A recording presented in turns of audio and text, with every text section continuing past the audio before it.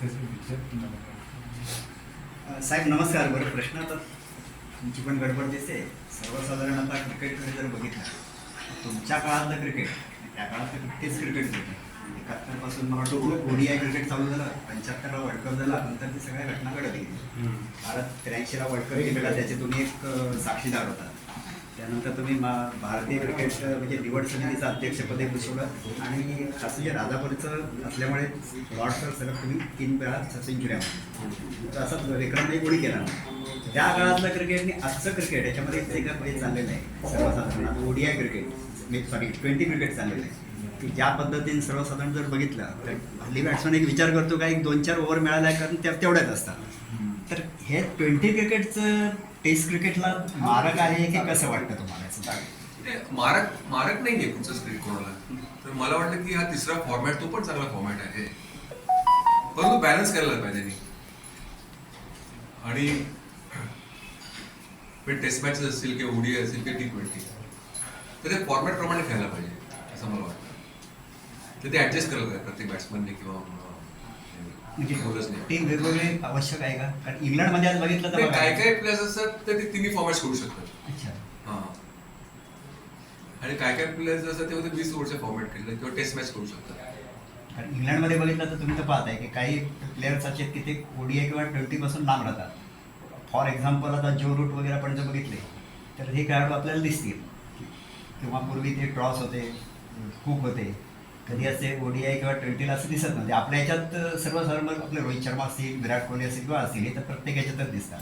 तो सर विराट कोहलीचा फॉर्म बघितला तो वन डे मध्ये सध्या चांगला आहे, पण टेस्ट मध्ये थोडा टेस्ट खेळतच नाही तो आता ना. नाही खेळतच नाही.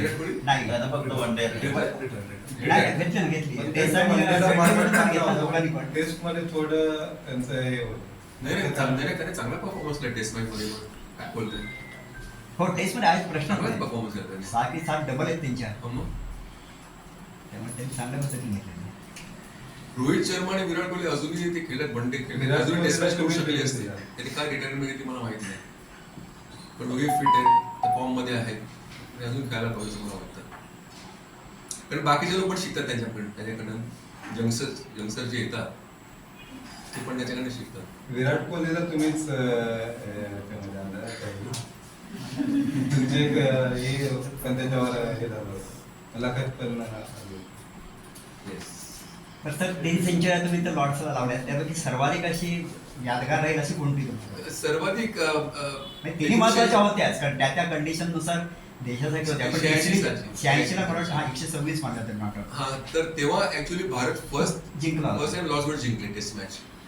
आम्ही जिंकलो पहिल्यांदा, प्रथमच जिंकलो. त्याच्यामुळे ती इनिंग सगळ्यात महत्वाची इनिंग मला वाटतं. पण तुम्ही 100 केले, 150 200 केले, पण तुझी बॅट तुझी टीम जिंकायला पाहिजे. टीम जिंकलं ते सगळ्यात महत्वाचं आहे.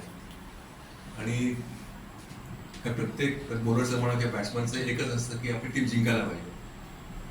आणि त्यात तुम्ही तुझा समजा परफॉर्मन्स चांगला झाला तर सोन्यावर पिवळं होतं.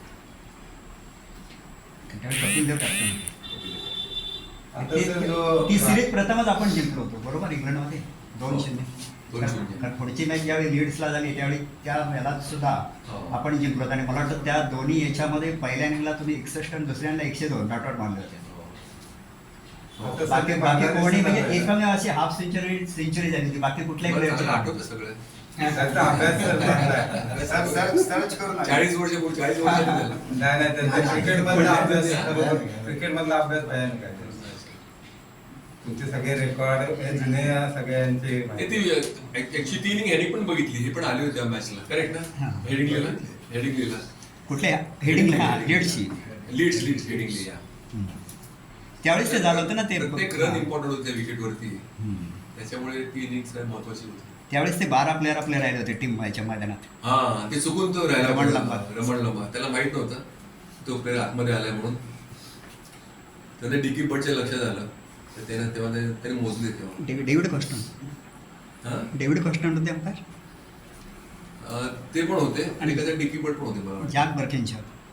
जॅक बर्किनशॉ, हा आणि कोण दुसरं कोण?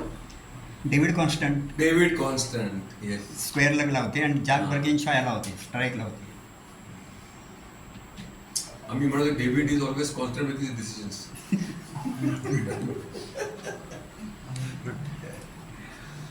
तर तुमच्या वेळेच्या क्रिकेटमध्ये आणि आता त्याच्यात काय फरक आहे? म्हणजे मी खूप वाचलं जमिनीचा होतं फरक कुठेतरी आहे तो. की तुम्ही काहीतरी 25 रुपये वगैरे एका मॅचला वगैरे असं तुमचं ठीक कुठेतरी आहे. वाचलं होतं. आणि आता म्हणजे तेव्हा पैसेच नव्हते, त्याच्यामुळे ऍक्च्युली पैशाचा विचार पण यायचा नाही. आणि आता एवढा पैसा क्रिकेटमध्ये आलेला आहे.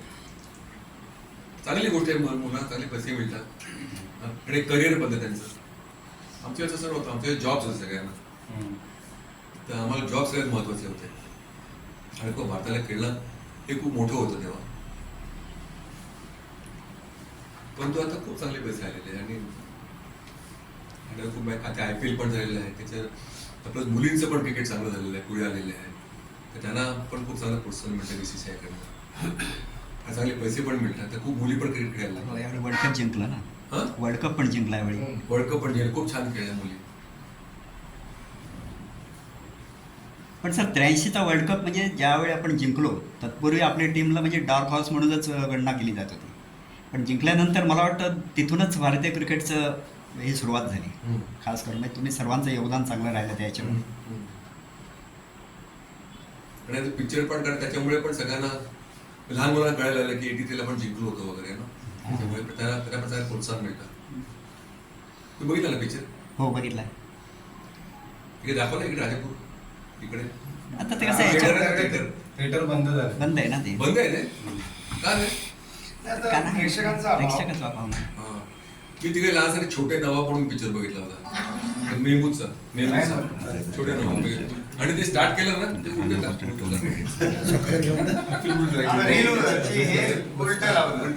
हा, आणि तिकडे ते पिक्चर बघता बघता तिकडे ते सोडा ऑर्डर पडत ते हे असं ओपनिंग गोटी सोडा. गोटी सोडा करेक्ट. चालेल सर. थँक्यू.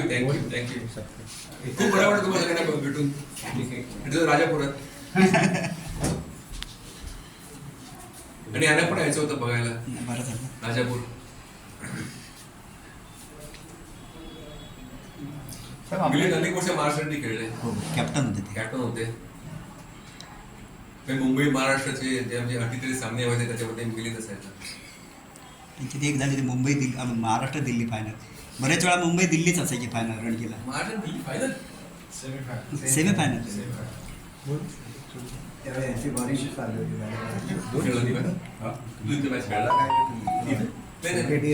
महाराष्ट्र दिल्ली खेळ होता. फायनल मी बघितली आहे लॉर्ड्स. त्याचं तिकीटही आहे आज माझ्याकडे. Very good. सर प्रेस क्लबच्या वतीने आमचा एक छोटंसं सन्मानचिन्ह. तुम्हाला एक सत्कार. आपल्या प्रेस क्लब आहे इकडे. पत्रकार संघ म्हणून आहे. आमचं रजिस्टर्ड आहे. किती पेपर आहेत त्याच्यामध्ये? नाही, सगळे जे मुंबईत आहेत तेवढे सगळे पेपर. सगळे पेपर जेवढे तेवढे सगळे लोक. आम्ही सगळे आमची जवळजवळ एक 25 जणांचा ग्रुप आहे आज आपण तालुक्यातला.